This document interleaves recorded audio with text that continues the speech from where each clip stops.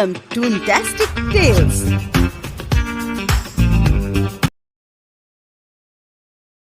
लो भाई बब्बन, बन गई तस्वीर। जरा देखकर बताओ कैसी बनी है।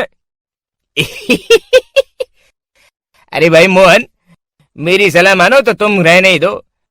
एक पेंटर बनना तुम्हारे बस की बात नहीं है। हाँ, तुमने सही कहा, मुझे भी कुछ ऐसा लगता है। आज शाम की गाड़ी से मैं शहर वापस जा रहा हूँ। कुछ जरूरी काम आ गया है। शहर से वापस आने के बाद तुमसे मिलता हूँ। मोहन अपने घर के दरवाजे पर ताला लगा देता है और वहां से चला जाता है। फिर उसी रात अचानक तेज हवाएं चलने लगती हैं। चारों तरफ डरावना माहौल बन जाता है। तभी मोहन की बनाई हुई पेंटिंग की वो औरत एक खतरनाक चुड़ैल में बदल जाती है और पेंटिंग से बाहर आ जाती है।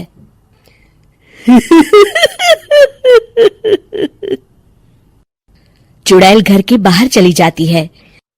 वहीं दूसरी तरफ दो चोर लाला सुखीराम के घर से चोरी करके भाग रहे होते हैं।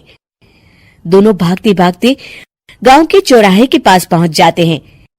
तभी अचानक वो चुड़ैल उन दोनों के सामने आ जाती है।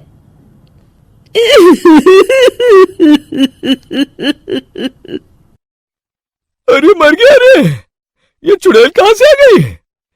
अरे मैंने तो तुझसे पहले कहा था कि आज अमावस्या की रात है, आज हमें चोरी नहीं करनी चाहिए। हाँ भाई बिल्ला, तुमने बिल्कुल सही कहा। जरा इसकी दांत तो देखो, कितने बड़े हैं।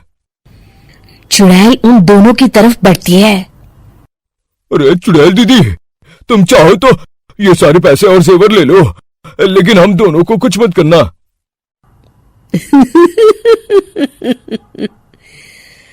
पैसे और जेवर के लालच में तुम इंसान बिकते हो, हम चुड़ैल नहीं। तभी चुड़ैल उन दोनों चोरों को पुतले बना देती है।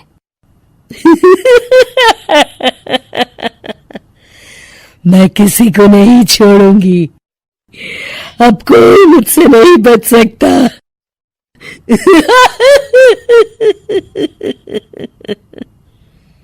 चुड़ैल अपने अगले शिकार की खोज में वहां से चली जाती है। गांव की दूसरी ओर जाने पर चुड़ैल को हरिया, बिरजू और बब्बन दिखाई देते हैं। आज संडे है, आज कपिल शर्मा शो देखने का दिन है। जोर से बोलो, आज संडे है। मैंने नहीं सुना। आज संडे है, आज कपिल शर्मा देखने का दिन है।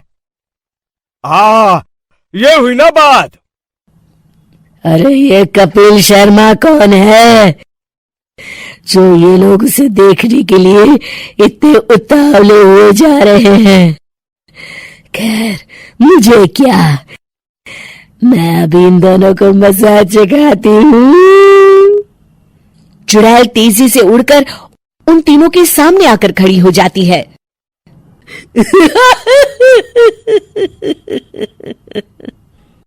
कपिल शर्मा शो बाद में देखना, पहले मुझे देख लो।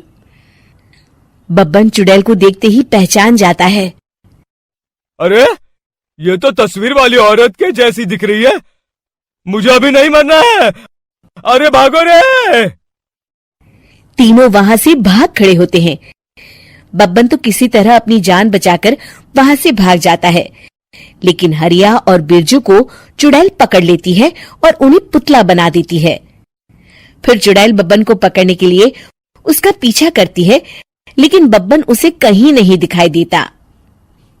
अरे वो मोटा तो बड़ा तेज भागता है, शायद उस तरफ गया होगा। बब्बन एक दीवार के पीछे छुपकर बैठ जाता है और चुड़ैल उसके सामने से आगे निकल जाती है। बाल बाल बच गया। अगली सुबह बब्बन सभी गांव वालों को सारी बात बता देता है। फिर उस चुड़ैल के डर से रोज शाम होते ही पूरे गांव में सन्नाटा छा जाता था और कोई भी अपने घर के बाहर नहीं निकलता था। अरे ये क्या हो गया, इतनी देर से घूम रही हूं, अभी तक एक भी आदमी नहीं मिला। अरे कहाँ मर गए सबके सब। चुड़ैल वहां से चली जाती है। इस तरह कुछ दिन बीत जाते हैं। फिर एक दिन मोहन गांव वापस आता है। बब्बन उसे बताता है कि उसकी बनाई तस्वीर से एक चुड़ैल बाहर आ गई है। मोहन समझ जाता है कि ये कोई आम कागज नहीं है। वो जो भी उस कागज पर बनाएगा वो असलियत का रूप ले लेगा। अरे मोहन भाई, अब तुम क्या करने वाले हो? मेरे पास एक बहुत बढ़िया तरकीब है। मैं इस कागज पर उस चुड़ैल की एक ऐसी तस्वीर बनाऊंगा जिसमें वो तपती धूप के नीचे खड़ी दिखाई देगी, और फिर जैसे ही सवेरा होगा वो चुड़ैल इस कागज से निकलकर बाहर चली जाएगी और सूरज की तेज धूप में जलकर राख हो जाएंगी। मोहन बिल्कुल वैसे ही तस्वीर बना देता है और जैसे ही सवेरा होता है वो चुड़ैल कागज से निकलकर बाहर धूप में चली जाती है और सूरज की गर्मी बर्दाश्त नहीं कर पाती और जलकर राख हो जाती है।